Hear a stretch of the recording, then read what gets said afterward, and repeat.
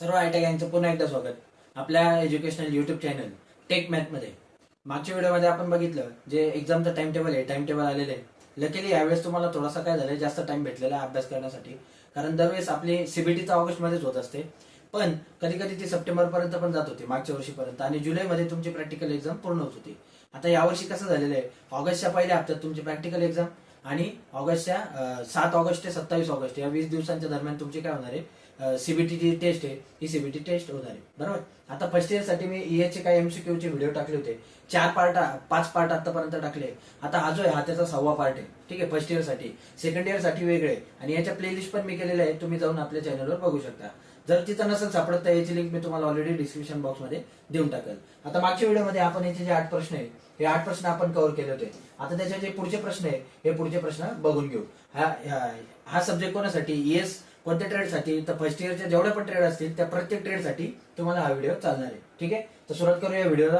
थोडासा फास्ट घ्यायचा प्रयत्न करतो. बघा काय म्हटलंय त्यांनी.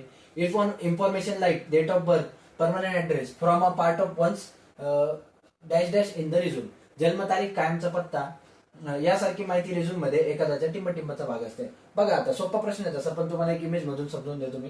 काय म्हटलंय त्यांनी, जेव्हा कधी आता तुम्ही रिझ्यूम वगैरे बघितला असेल, तुम्ही जॉबला वगैरे जाता, तर अशा प्रकारचा तुमचा एक रिझ्यूम असतो. ठीक आहे, तर या रिझ्यूम मध्ये काय असतं, तुमचे जेवढे पण डिटेल्स असतात, तुम्ही शिकलेलं काय, तुमचं क्वालिफिकेशन काय, तुमची हॉबी काय, तुमचं वय काय, ते सर्व या रिझ्यूम मध्ये तुम्ही डिटेल त्यांना देत असता. बरोबर. आता त्यांनी प्रश्न आपल्याला काय विचारलाय की या रिझ्यूम मध्ये जे आपले पर्सनल डिटेल्स आहे किंवा जे आपला कॉन्टॅक्ट नंबर, ऍड्रेस वगैरे हे कोणत्या कॉलम मध्ये असतात, तर हे सर्व आपले कशामध्ये येतात, तर ते आपले पर्सनल डिटेल्स मध्ये येतात. काय काय येतं त्याच्यात, आपला ऍड्रेस, आपला कॉन्टॅक्ट नंबर, त्यानंतर आपला दुसरा एखादा अल्टरनेट नंबर असेल, आपला परमनंट ऍड्रेस असेल, हे सर्व डिटेल्स आपले कसे देतात, तर पर्सनल डिटेल्स मध्ये येत असतात. ठीक आहे, अजून बाकीचे पण याच्यात कॉलम असतात. एज्युकेशन असेल, त्यानंतर मेंबरशिप असेल, त्यानंतर तुमच्याकडे नवीन स्किल कोणते आहे, तुमच्याकडे एक्सपिरियन्स कोणता आहे, असे पण कॉलम असतात. त्यांनी आपल्याला विचारलं कशाबद्दल आहे, ऍड्रेस, नाव, हे सर्व डिटेल कशामध्ये येतात. मग हे सर्व आपले डिटेल कशामध्ये येतात, तर पर्सनल डिटेल्स मध्ये येतात. बघा इथे त्यांनी आपल्याला ऑप्शन दिलेले आहे. पहिले काय दिले, करिअर ऑब्जेक्टिव्ह, याच्यात येतं का, अजिबात नाही.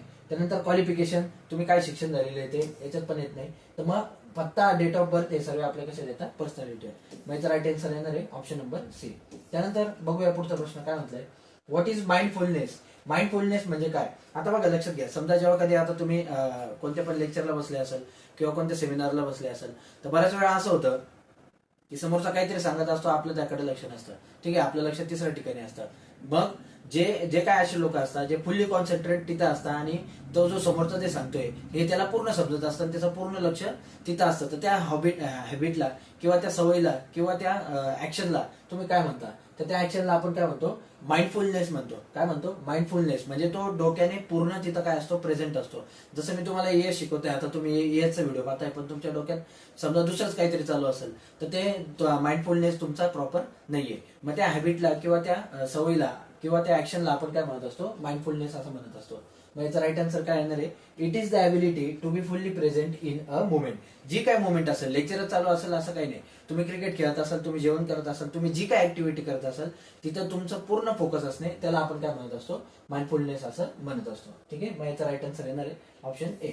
जाऊया पुढच्या प्रश्नावर. काय म्हटलंय बघा, choose the correct response for the given question. How have you been. दिलेल्या प्रश्नासाठी योग्य उत्तर निवडा. समजा तुम्ही कोणत्या एखाद्या मित्राला भेटले, किंवा एखादा मित्र ज्याला इंग्लिश स्पीकिंगची आवड आहे किंवा जो इंग्लिश मधून बोलतो वगैरे, त्याने जर तुम्हाला सहज एखादा प्रश्न विचारला, काय प्रश्न विचारला, हाऊ हॅव यू बीन, म्हणजे तू कसा आहे थोडक्यात. ठीक आहे, हाऊ हॅव यू बीन, तू कसा आहे, तर तुमचं उत्तर काय राहणार आहे, असं त्यांनी विचारलंय. साधा सोपा प्रश्न आहे. मग तुम्ही काय म्हणणार, सेम टू यू असं बोलाल का, अजिबात नाही. त्यानंतर काय, ऑन व्हॅकेशन अँड यू, मी सुट्टीवर आहे आणि तू, असं हे उद्धट उत्तर झालं. मग तुमचं उत्तर काय पाहिजे, व्हेरी वेल अँड यू, म्हणजे काय, मी व्यवस्थित आहे. त्याने विचारलं तू कसा आहे, मग तुम्ही काय म्हणणार, मी व्यवस्थित आहे, तू कसा आहे. ठीक आहे, मग त्याला इंग्लिश मध्ये आपण काय म्हणणार, व्हेरी वेल अँड यू. मग याचा राईट आन्सर काय येणार आहे, ऑप्शन सी. जाऊया पुढच्या प्रश्न. हा काय म्हटलंय बघा, याचं उत्तर ऑलरेडी तुम्हाला माहिती असेल तरी बघून घेऊ आपण. In which orientation the text is printed with wise, म्हणजे काय, कोणत्या अभिमुखतेनुसार मजकूर रुंदीनुसार छापला जातो. आता बघा, जेव्हा कधी आपल्याकडे A4 साईजचा पेपर असतो, किंवा तुम्ही मोबाईलच लक्षात घ्या, जेव्हा तुम्ही रील्स वगैरे शॉर्ट्स वगैरे बघता, तर ते शॉर्ट्स आपले उभे दिसत असतात. बरोबर आहे. पण एखादा जो व्हिडिओ, समजा आता हेच व्हिडिओ आहे, हे जर तुम्ही त्याला आडवं केलं, असं आडवं करून बघितलं, ठीक आहे, तर मोबाईलची साईज तीच आहे, पण त्याचा जो विड्थ आहे म्हणजे त्याची जी रुंदी आहे ही रुंदी वाढत असते. मग त्यांनी आपल्याला काय विचारलंय, जी प्रिंट आहे ही विड्थ वाईज कधी होते किंवा कोणत्या मोडमध्ये होता. मग आपल्याकडे 2 मोड असतात, एक पोर्ट्रेट असतो आणि एक लँडस्केप असतो. मोबाईलमध्ये दोघे अवेलेबल असतात, त्यामुळे तुमच्या लक्षात येऊन जाईल. पेजवर पण सेम आहे. मग लँडस्केप जो आपला मोड असतो म्हणजे आडवा, तर या मोडमध्ये आपलं जे टेक्स्ट आहे हे प्रिंट होत असतं. ते आपलं पोर्ट्रेट ओरिएंटेशन मध्ये होत नाही. हे 2 मोड आपल्याकडे अवेलेबल असतात. मग त्यांनी आपल्याला तेच विचारलंय. काय विचारलंय की in which orientation the text is printed width wise. रुंदीनुसार कोणत्या मोडमध्ये जे टेक्स्ट आहे हे प्रिंट होत असतात. मग त्याचा राईट आन्सर काय येणार आहे, लँडस्केप. 2च मोड असतात, लँडस्केप आणि पोर्ट्रेट. बाकीचे विड्थ आणि मार्जिन याचा तर काही संबंध नाही. लँडस्केप येईल त्याचा राईट आन्सर, कारण आपण त्यांनी कसं म्हटलंय विड्थ वाईज. विड्थ म्हणजे काय, रुंदीनुसार. हाईट वाईज म्हटलं असतं तर मग आपण काय लिहिलं असतं, पोर्ट्रेट लिहिलं असतं. ठीक आहे, जाऊया पुढच्या प्रश्नावर. काय म्हटलंय बघा आता, which of the following is statement is true. खालीलपैकी कोणतं वाक्य काय आहे खरं आहे. पहिलं वाक्य काय म्हटलंय, only expert can solve any problem.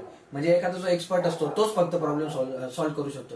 हे खरं आहे का, अजिबात नाही. एक्सपर्ट काय, तुम्हाला सुद्धा एखादा प्रॉब्लेम आला तर आज जरी तुम्ही एक्सपर्ट नसले तरी सुद्धा तुम्ही तो प्रॉब्लेम सॉल्व्ह करू शकणार आहे. पण हा प्रॉब्लेम सॉल्व्ह करायची थोडीशी मेथड वेगवेगळी असेल. ठीक आहे, आता समजा तुमचं एखाद्याशी भांडण झालं तर प्रॉब्लेम सॉल्व्ह, तुम्ही आणि तुमचे वडील, तुमच्यामध्ये वयाचा फरक आहे, एक्सपिरियन्सचा फरक आहे. तुम्ही काय कराल, त्याच्या 2-3 थोबडीत द्याल, त्याच्या शिव्या बिव्या द्याल, त्याच्याशी भांडाल. ही तुमची पद्धत आहे, कारण तुमचं वय तसं आहे, तुमचा विचार तिथपर्यंतच आहे. तुमचे वडील असतील तर तुमचे वडील काय करतील, त्याच्याशी व्यवस्थित बोलतील, काय रे बाबा काय प्रॉब्लेम आहे, काय अडचण आहे, असं आहे तसं आहे, आणि थोडंसं बोलून वगैरे शांततेत तो विषय काय करू शकता, सॉल्व्ह करू शकता. तर हे ते कशातून शिकले, ते एक्सपिरियन्स मधून शिकले. बरोबर. आता आपल्याला काय म्हणतंय, जे फक्त एक्सपर्टच प्रॉब्लेम सॉल्व्ह करू शकता का, अजिबात नाही. मार्ग वेगवेगळे असतील, प्रॉब्लेम कोणी पण सॉल्व्ह करू शकता, पण मार्ग त्याचे कसे असतील, वेगवेगळे असतील. मग पुढे काय म्हटलंय, it is not important to solve any problem. Problem आले तर ते सोडून द्यायचे, ते आपल्याला महत्वाचं नाही. असं हे बरोबर आहे का, अजिबात नाही. किंवा we need to pursue a course to even solve a simple problem. म्हणजे हे तर एकदम हसण्यासारखा ऑप्शन दिले त्यांनी. म्हणजे कोणता पण प्रॉब्लेम सॉल्व्ह करायला आपल्याला साध्या गोष्टी जरी सॉल्व्ह करायची असेल, गाडी पंक्चर झाली तर ते पंक्चर कसे काढायची, गाडी पुढे घेऊन जायची, तर याचा सुद्धा एक वेगळा कोर्स करा, असं त्यांनी इथं ऑप्शन दिलंय. हे बरोबर येणार का, अजिबात नाही.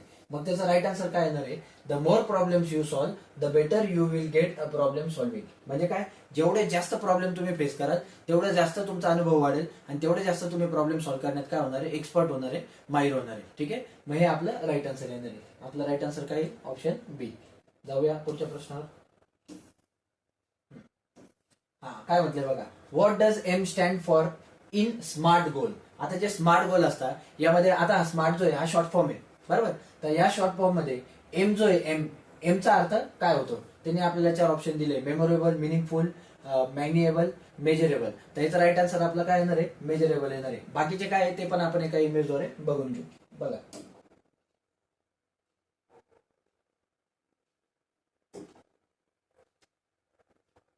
बघा, मी तुमच्या समोर आता इथे इमेज दाखवतोय. आता हा जो स्मार्ट आहे, स्मार्ट गोल्स आहे आपले. स्मार्ट गोल मध्ये प्रत्येक जो लेटर आहे, प्रत्येक लेटरला काही ना काय अर्थ आहे. आता यावेळेस त्यांनी एम विचारलाय, एमचा अर्थ काय होतो, एक मिनिट. यावेळेस त्यांनी काय विचारलाय, एम विचारलाय, एमचा अर्थ होतो मेजरेबल. ते तुम्हाला एस पण विचारू शकता, ए पण विचारू शकता, आर पण विचारू शकता, टी पण विचारू शकता. तुम्ही सर्वच्या सर्व लक्षात ठेवू शकता. एस म्हणजे काय, स्पेसिफिक, म्हणजे एक ठेवलं तर एकच, की मला हेच करायचं आहे आणि हेच मी पूर्ण करणार आहे, मला आयटी करायचं आहे, फिटरच करायचं आहे आणि हेच मी पूर्ण करणार. एम म्हणजे काय, मेजरेबल. मेजरेबल म्हणजे काय, मोजण्यासारखं, किती अवघड आहे, किती लांबपर्यंत जायचंय, किती वर्षात ते पूर्ण होऊ शकतं, मेजरेबल. त्यानंतर अचिव्हेबल. अचिव्हेबल म्हणजे काय, ते मी किती वेळात अचिव्ह करेल, बरोबर आहे, ते माझ्याकडून अचिव्ह होण्यासारखं आहे का नाहीये. त्यानंतर रिलिव्हंट. रिलिव्हंट म्हणजे काय, संबंधित, हे माझ्याशी संबंधित आहे का नाही, काय तिसरंच आहे, मी तिसरंच करतोय, त्याला काय म्हणायचं, रिलिव्हंट. त्यानंतर टाइम, याला अचिव्ह करायला किंवा हे सर्व करायला मला वेळ किती जाणार आहे. ठीक आहे, तर हा जो हे जे प्रत्येक लेटर आहे, स्मार्ट गोल, तर या प्रत्येक लेटरचा काही ना काही त्यांनी आपल्याला फुल फॉर्म दिलेला आहे. मग त्यापैकी त्यांनी आपल्याला विचारलं होतं एमचा, तर एमचा काय येतं, मेजरेबल हे येतं. त्यांनी बाकीचे पण विचारले तर लक्षात राहू द्या. ठीक आहे, जाऊया पुढच्या प्रश्नावर.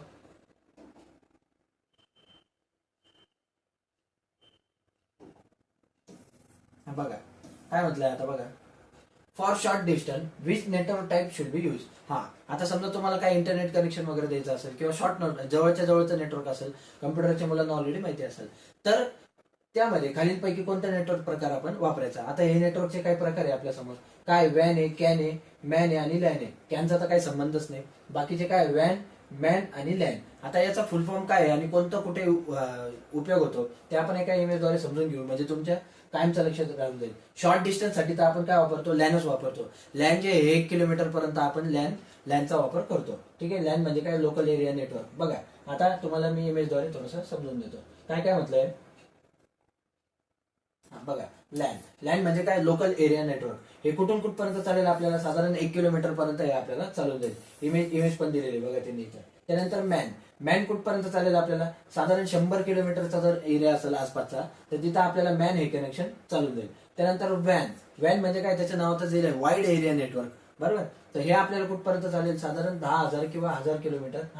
10,000 किलोमीटर पर्यंत याची जी रेंज आहे ही रेंज राहणार आहे. त्यांनी आपल्याला काय विचारलं, शॉर्ट डिस्टन्स साठी आपल्याला कोणतं लागणार आहे. मग शॉर्ट डिस्टन्स साठी आपल्याला कोणतं लागेल, लॅन. त्याच्या नावातच दिलंय local area network. Man metropolitan area network आणि वॅन म्हणजे काय, वाईड एरिया नेटवर्क. आपल्याला शॉर्ट वाला पाहिजे, आपण येणार लॅनवर. मग त्याचा राईट आन्सर काय येणार आहे, लॅन हे येणार आहे. बघूया. हे बघा, याचा राईट आन्सर काय येणार, लॅन. Option D. जाऊया पुढच्या प्रश्नावर. आजच्या व्हिडिओचा आपला शेवटचा प्रश्न, बाकीचे आपण पुढच्या व्हिडिओमध्ये घेऊन येऊ. काय म्हटलंय बघा, which one is an output device of the computer. कम्प्युटरमध्ये खालीलपैकी कोणता आउटपुट डिव्हाइस आहे. पहिले हे समजून घ्या, आउटपुट आणि इनपुट काय. ठीक आहे. आता बघा, आउटपुट म्हणजे काय, आता जेव्हा मी ते कम्प्युटरला प्लग करणार म्हणजे जॉईन करणार, तेव्हा त्याच्यातून मला काहीतरी आउटपुट भेटेल. जसं समजा आता मी कीबोर्ड जॉईन केलं तर कीबोर्ड एक प्रकारचं इनपुट आहे. कसं इनपुट आहे, आता जरी ते वायरीने आपण कनेक्ट करणार असेल, पण मी जे टाईप करणार आहे कम्प्युटरने, हे माझं कशात दिसणार आहे, कम्प्युटरमध्ये दिसणार आहे. म्हणजे त्याच्यावर जी ऍक्शन होणार आहे, ही ऍक्शन कीबोर्डवर नाही होणार, ही ऍक्शन कशावर होणार आहे, कम्प्युटरवर होणार आहे. किंवा समजा मी माऊस कनेक्ट केला, माऊस जरी मी बाहेरून कनेक्ट करणार असेल, पण तो ऑपरेट मी कशासाठी करणार आहे, तर कम्प्युटरसाठी करणार आहे. म्हणून हे कोणते डिव्हाइस झाले, इनपुट डिव्हाइस झाले. पण प्रिंटर एक मी असं डिव्हाइस आहे जे मी कम्प्युटरला कनेक्ट करणार, पण कम्प्युटर मधून मी त्याला प्रिंट देणार. आलं लक्षात, फरक समजला.